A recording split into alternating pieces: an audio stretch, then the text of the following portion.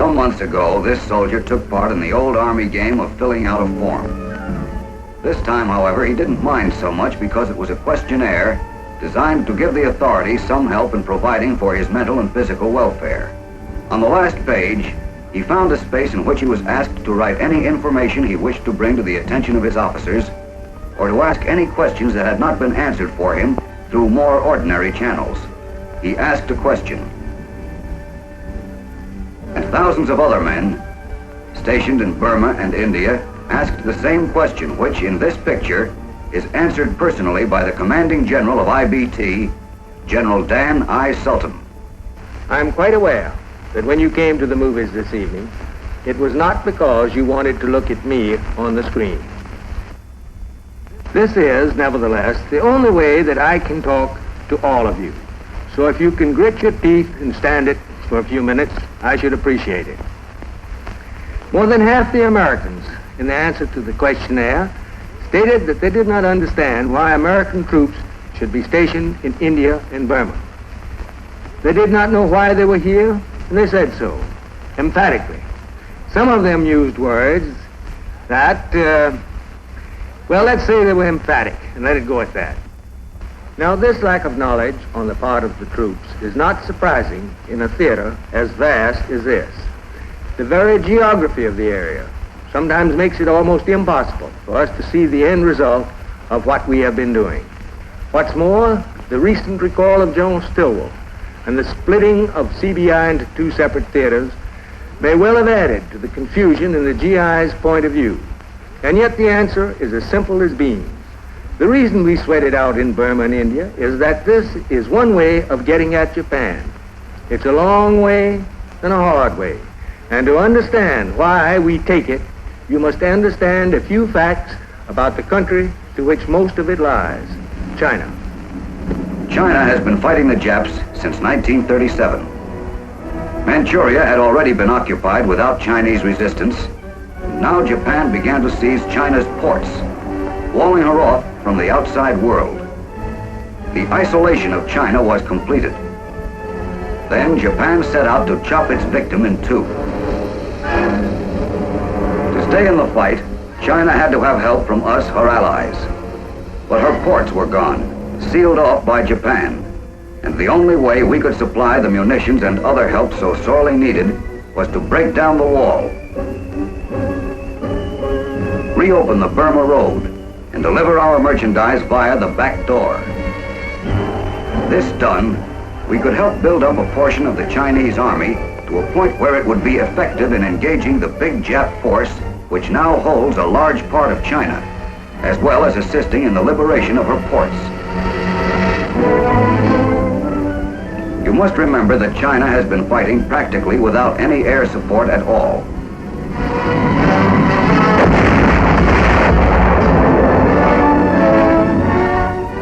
She lost all but a part of her artillery early in the war. She has virtually no anti-aircraft guns, no trucks to speak of, no ambulances, very few doctors, no organized supply, and scanty rations. The terrible shortage of goods of all kinds has inflated the currency and greatly aggravated her troubles. Japan, on the other hand, is well supplied in all the ways that China is not, and the Japs have taken every advantage they could of their military superiority. They've tried their best to knock off what they considered a setup. The surprising thing is that in spite of China's starved condition, the Japs have not been able to knock her out of the war. She's still in there, even though the Japs have been giving her a terrific beating. Whether China has fought effectively or not is beside the point. The point is that all these Jap soldiers, dozens of crack divisions, would have been thrown against General MacArthur and Admiral Nimitz in the Pacific, but for the fact that the Chinese army has stayed in the fight. With or without shoes, they've stayed. China's great manpower is one of the reasons they've been able to stick it out. Another reason is that they make good soldiers. They proved it in North Burma, where they had American training and equipment. It's to our own material interest, therefore, to help equip this vast reservoir of Chinese manpower so that they can still make a major contribution toward the defeat of Japan. That was our mission before CBI was divided into two theaters, and it is still our mission. As you can figure for yourselves, it is not based on sentiment, but on the simple policy of placing guns in the hands of men in order that they may kill our common enemy. Well, the Japanese realized that we would help China, and surprising almost no one, they preferred to fight Chinese who had no guns. Since Shanghai and the Marco Polo Bridge, they had discovered that it takes a lot of Jap troops to hold China down, even when the Chinese army was virtually without arms. Consequently, the Jap took the logical step of completely isolating China from outside aid. That was the Burma campaign of 1942. From their bases in Thailand and Malaya, they attacked at Mul Mine and Rangoon.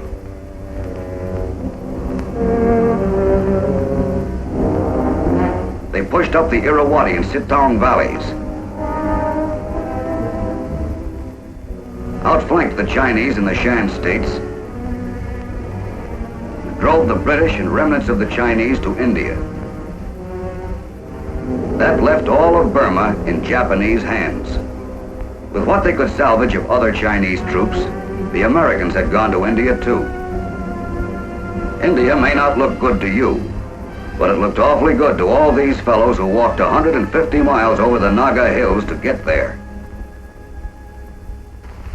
The licking we took in Burma made our prospects of equipping the Chinese soldier and continuing the fight look pretty hopeless. But if we couldn't take the weapons to the men, perhaps we could take the men to the weapons. So during the summer of 1942, a handful of ATC planes, operating without any of the modern direction-finding gadgets now plentiful in the theater, flew 13,000 Chinese from Kunming to Dinjan and Chapua.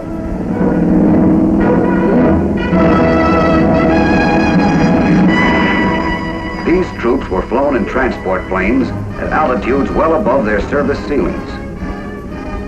Through the worst kind of monsoon weather, without rest or replacement for pilots and crews, to and from inadequate fields, over some of the worst terrain in the world, and the entire 13,000 were landed in India without a single casualty. Many experts believe that will go down in history as one of the great air accomplishments of this war. More troops were brought in later. A training center was set up in India, and the Chinese 38th and 22nd Divisions were reconstituted. So far, so good, but it all remained a pretty minor effort. To augment it, we had to build up our Army Air Transport Command. We did. We doubled it and redoubled it. Then we established another ground force training school at the other end of the line in Kunming.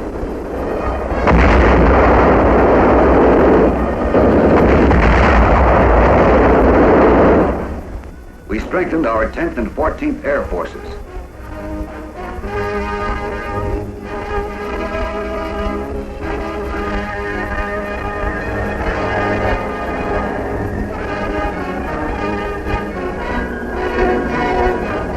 This additional strength enabled them to increase their protection of ATC operations.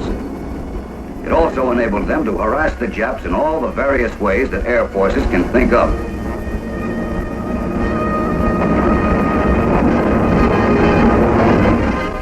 But the strengthening of the 14th Air Force in China added substantially to the tonnage that had to be flown over the hump. And we began to approach the point beyond which the physical limitations of air transport made it unprofitable to go. That's where the next phase of our operations comes in, the reopening of a land route to China.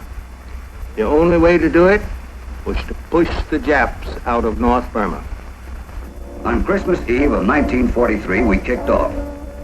The Chinese 38th and 22nd Divisions, later joined by a provisional American regiment, the Marauders, set out to tangle with the Jap 18th Division, a tough and veteran outfit, with Malaya, Singapore, and Burma to its credit. It was rugged country they had to cross, and lots of it.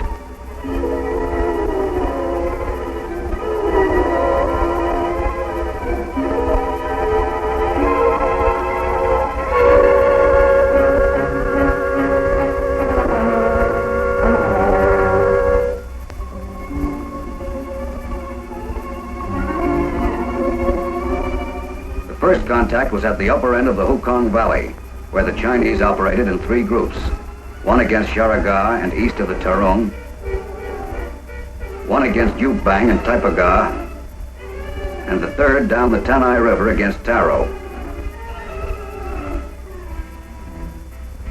When contact was made with the enemy, the Chinese and American infantrymen had to fight for every foot of the way.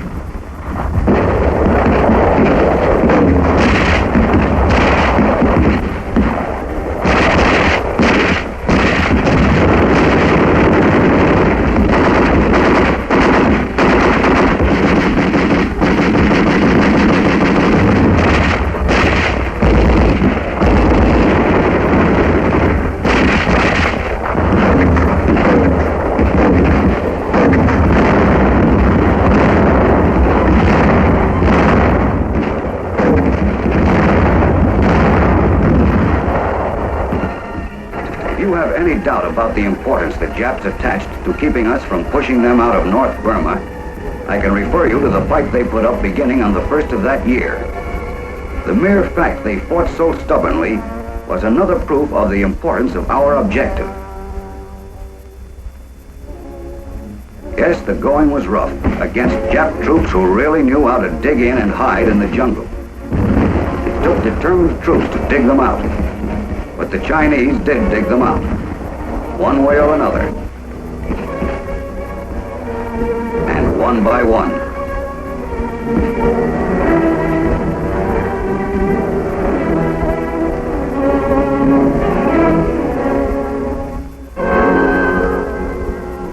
While they were doing it, they had to be supplied by air. And it isn't exactly easy to supply by air in this sort of country.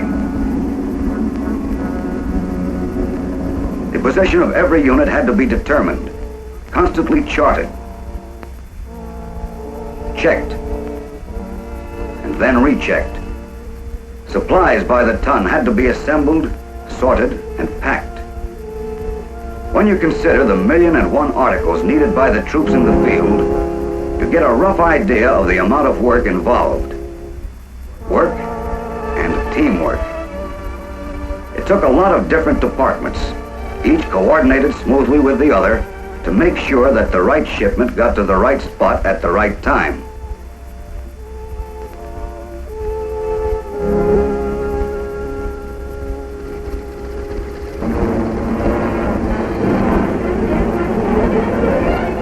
The right spot. That meant the right spot. Not a couple of 100 yards beyond the clearing and off into the jungle where recovery was difficult, if not impossible. They had to hit the bullseye.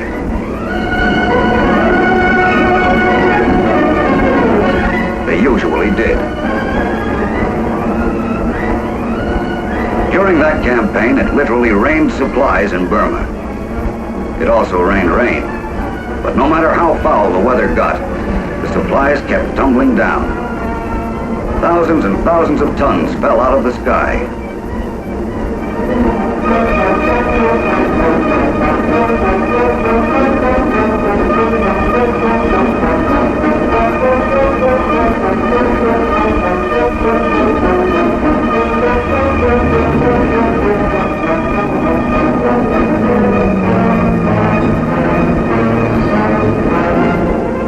Whenever and wherever food, clothing, medical supplies, munitions, or equipment were needed, look out below, here they come.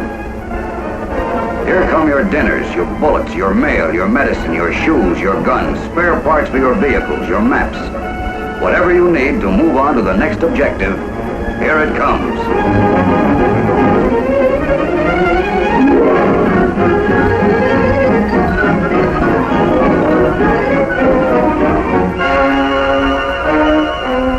job that wasn't easy was one that faced American medical officers and their staff of men and nurses. It wasn't easy, for instance, to operate under conditions like these.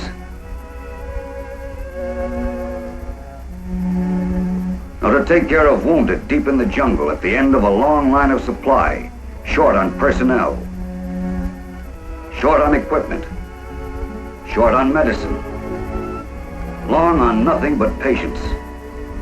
The wounded went out by plane.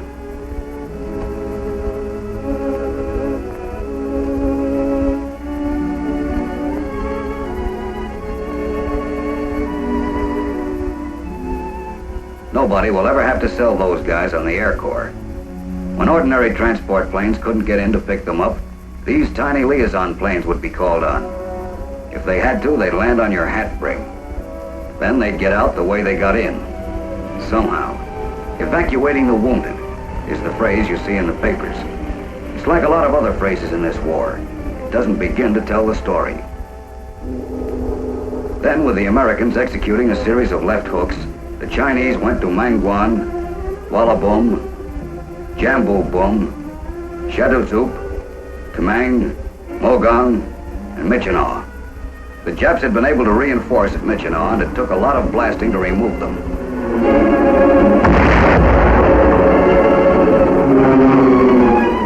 We had captured the North Airstrip, but the town of Michinaw held out, and the siege lasted 78 days.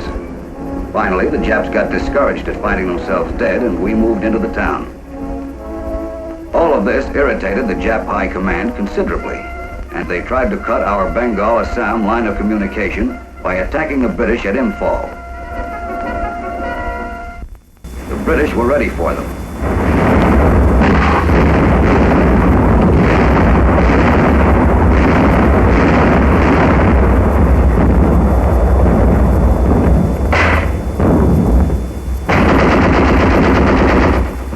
They chewed up a couple of Jap divisions, and our rear line of communications remained secure.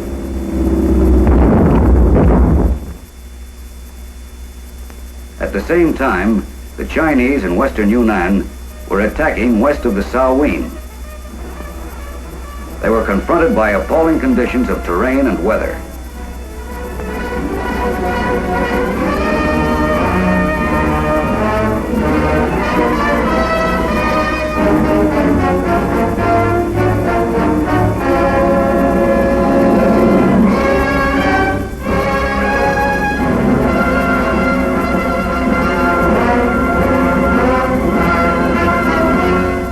Japs also were an obstacle, but not for long.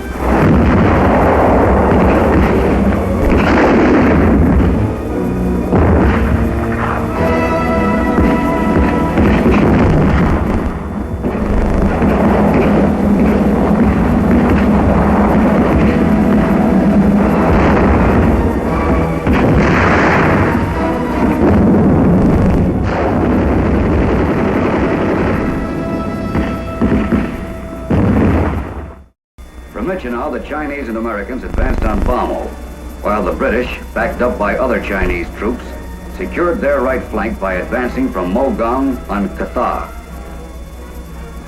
Objective Bamo. The Chinese and American troops crossed the Irrawaddy and its tributaries and proceeded southward.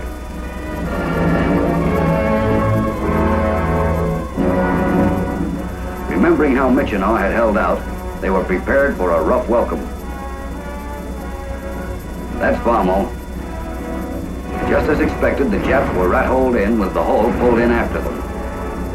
Our next move was to make it a very uncomfortable hole in a very noisy neighborhood.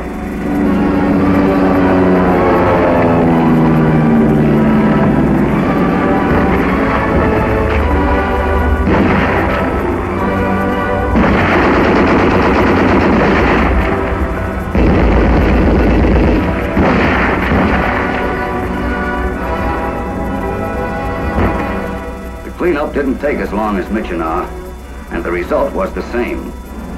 We moved in. We had then reached a stage where we could foresee the opening of a land route to China, the Lido Road.